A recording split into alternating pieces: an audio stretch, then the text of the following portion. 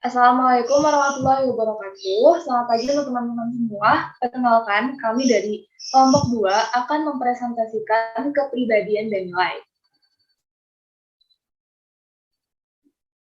Sebelumnya, izinkan saya untuk memperkenalkan nama kelompok terlebih dahulu. Yang pertama, yaitu ada Risma Rusmawati, NPM 326. Yang kedua, ada Novtaviala Anjeri, NPM 359. Yang ketiga, ada Anita Wulandari, NPM 361.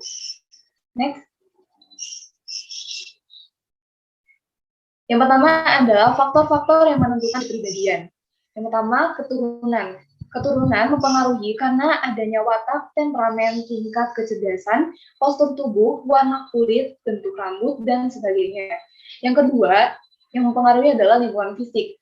Entah itu ada keturunan, ambisi, kejujuran, kecenderungan berperilaku menyimpang, itu adalah salah satu beberapa ciri kepribadian yang merupakan hasil dari pengaruh lingkungan tempat tinggal individu.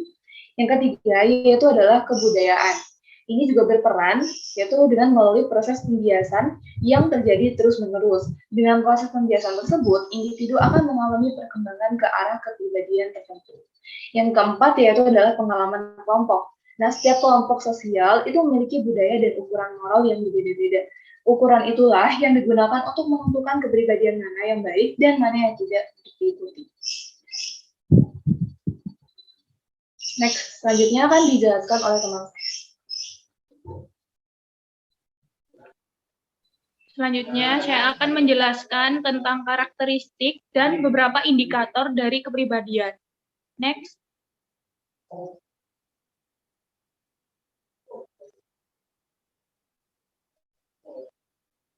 Yang pertama, saya akan menjelaskan tentang indikator dari kepribadian.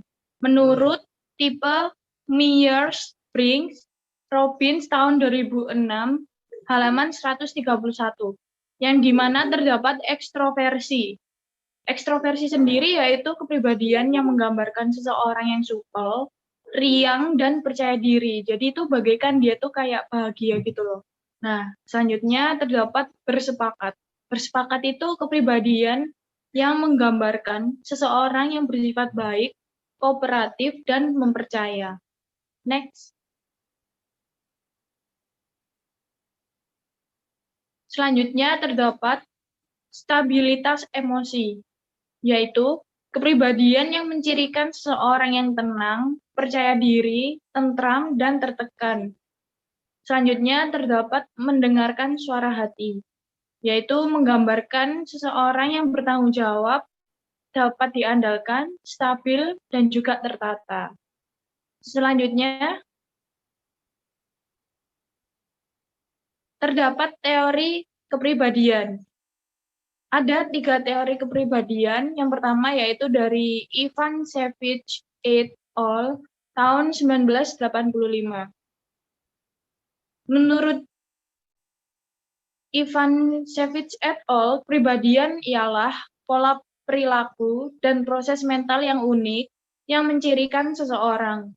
Kemudian terdapat teori dari Sofiandi dan Garniwa tahun 2007, yang dimana kepribadian seseorang ialah seperangkat karakteristik yang relatif mantap, cenderung, dan perangai yang sebagian besar dibentuk oleh faktor keturunan dan oleh faktor-faktor sosial, kebudayaan, dan lingkungan. Yang terakhir terdapat dari Robbins tahun 1996. Yang menurut Robbins, kepribadian yaitu sebagai total jumlah dari cara-cara dalam mana seseorang individu bereaksi dan berinteraksi dengan orang-orang lain. Selanjutnya akan dipresentasikan oleh teman saya.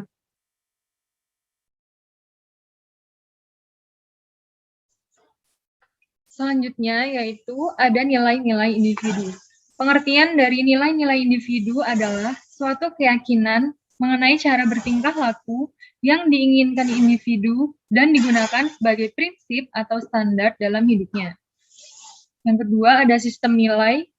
Sistem nilai ini yaitu suatu tingkatan berdasarkan peringkat nilai seseorang individu dalam hal intensitasnya. Selanjutnya, pentingnya nilai. Yang pertama yaitu untuk memahami sikap, motivasi, dan perilaku dari seseorang individu dan budayanya.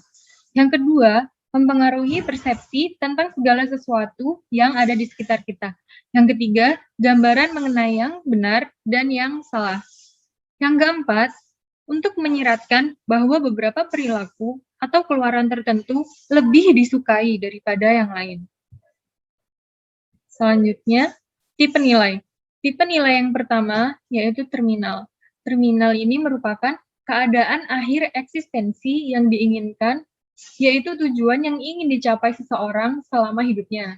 Yang kedua, instrumental, yaitu cara berperilaku yang lebih disukai dalam mencapai suatu nilai terminal. Selanjutnya akan dijelaskan oleh teman saya.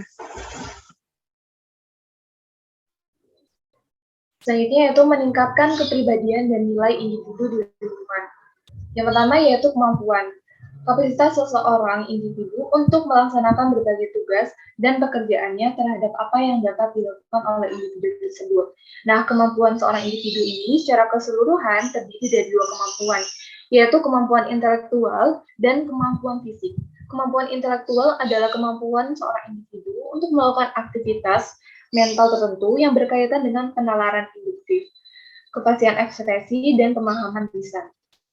Yang kedua ada sikap, suatu kecenderungan untuk merespon terhadap seseorang atau sesuatu di dalam lingkungannya dengan cara yang positif maupun negatif. Dengan kata lain, sikap seseorang akan tercermin dan kecenderungan perilakunya dalam menghadapi lingkungan yang berhubungan seperti orang lain, bawahan, atasan, atau lingkungan. Yang ketiga yaitu keterampilan. Kompetensi seorang individu yang berhubungan dengan tugas mereka, seperti keterampilan mengoperasikan atau keterampilan berkomunikasi dengan jelas untuk tujuan dan misi kelompok. Selanjutnya yaitu hubungan karakteristik individu dengan prestasi kerja. Dalam melaksanakan pekerjaannya, seorang atau karakter setiap individu harus dapat menempatkan diri dan lingkungan kerjanya dengan baik, sehingga akan mempengaruhi individu itu sendiri dapat mengembangkan prestasi kerjanya dengan seoptimal mungkin. Dalam hal ini, karakteristik individu ikut dapat menentukan keberhasilan optimal suatu prestasi kerja dalam organisasi. Ya, sekian presentasi dari kami. Kurang lebihnya mohon maaf. Wassalamualaikum warahmatullahi wabarakatuh.